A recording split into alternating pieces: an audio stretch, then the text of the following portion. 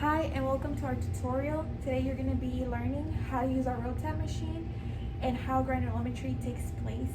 I will be explaining you in very easy steps how to utilize it and what the purpose is behind it. So keep on watching. Alrighty, so here we have our machine. I want you guys to have more of a visual feeling to it and what we're looking for. Let's take a look at the timer. It is already set to 8 minutes, so we no longer have to do anything to it. That is our time that we're gonna have it separate and have all the particles separate from each other, the ones we are looking for. And then let's take a look at the plates. So the first plate says number 25, 60, and the last one doesn't have anything. So let's keep that in mind. So we're gonna go ahead and take this apart. Alright, so let's go ahead and start with our test. I'm gonna show you how to bring this down and how to properly take the 3 plates out. That way we're able to add our, in this case, our flour, and we can go ahead and start our test. What you wanna be careful on is this black plate right here, because it is heavier than the rest, and you don't wanna hurt yourself. So let's be careful with this. This machine has 2 handles that are gonna help you bring down the 3 plates. So let's go ahead and move them to the sides. Carefully move the handles. Once they're moving and you're able to move them to either side, the plate's gonna come down. You want to bring it around halfway. That way you're able to take everything out. What we're going to do before we take everything out, make sure you tighten up both handles. That way your plate doesn't fall completely down. So tighten it up. We're going to go ahead and take this plate out, this black plate. And notice how it has a little, I don't know how you can say a little, it almost looks like a bottle cap. You guys can see it. What it does is once you have your flour inside your plate, how the machine works is that it's gonna hit it. It's gonna hit this wooden part, and that's just gonna help us separate each particle to each of the containers. And I will explain a little bit farther on that subject. So let's go ahead and take our 3 plates out. So we're gonna have one that says 25, 60, and this doesn't have anything. So let's go ahead and take this apart and I will show you how to add. Alrighty, so we're actually gonna start measuring out our flour on this little container.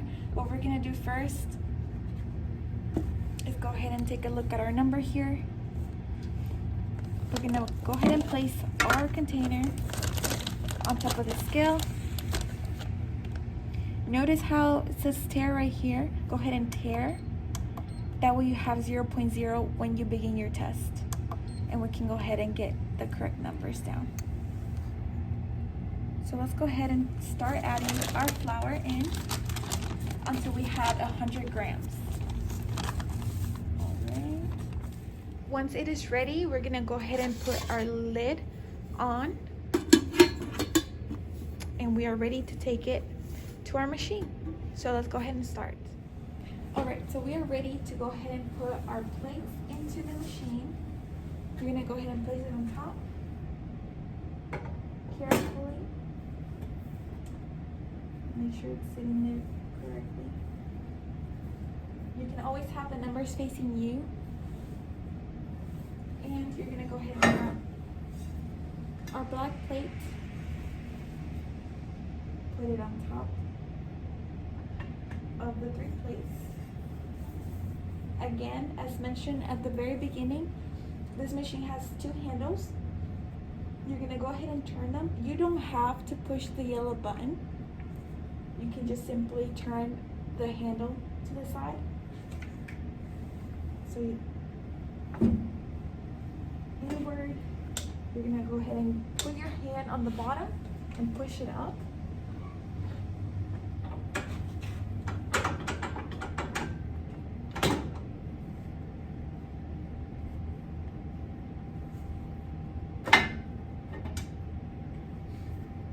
can always go a little bit more up. If you can tell right there, there's still a gap. We can still go up more.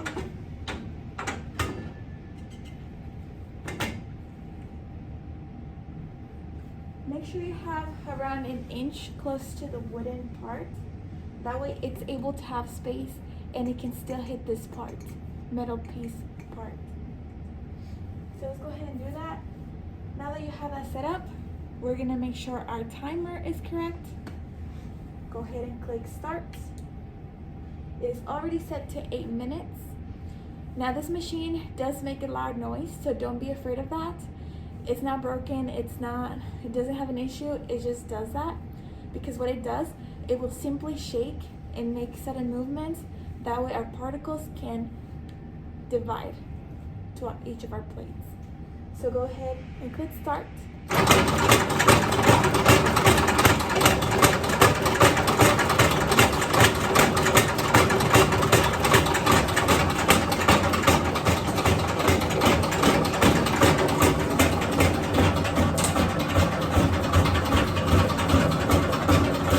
Alrighty, so our machine has stopped.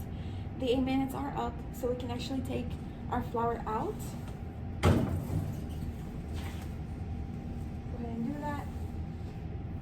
And same thing, we're gonna go ahead and use the handles one more time to get it out.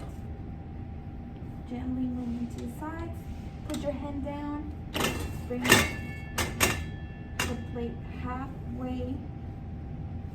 Go ahead and take our black plate out.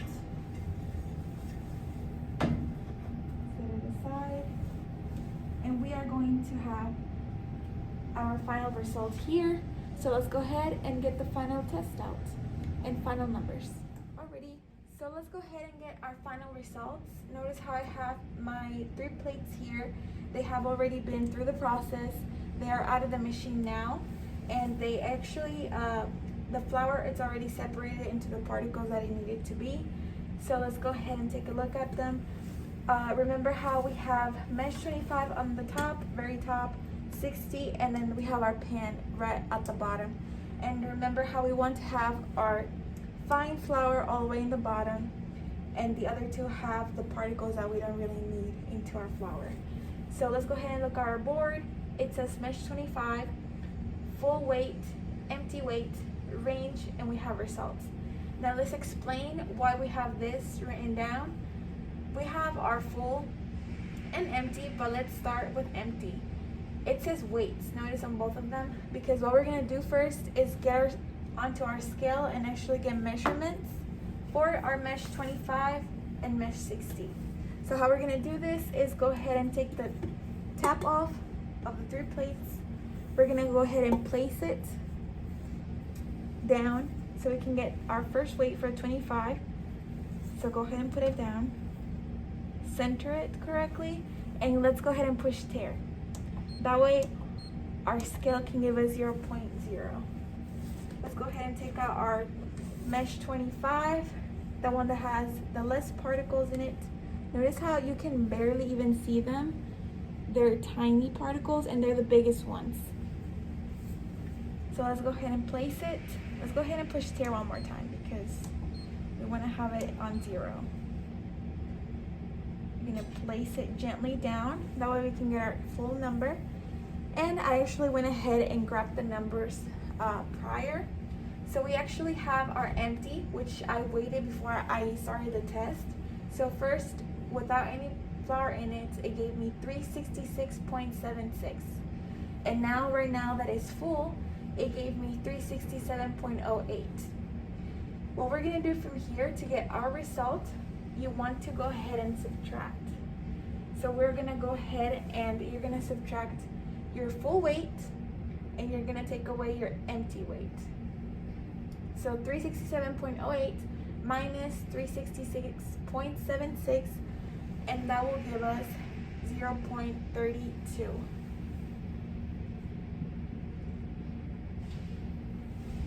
We want to look at our range here, what it actually gives us for mesh 25, and we actually are between our range, so we are good on that. We actually got 0.32, and which is between 0.0 and 1.0, which we're great on that. So let's go ahead and write down our results.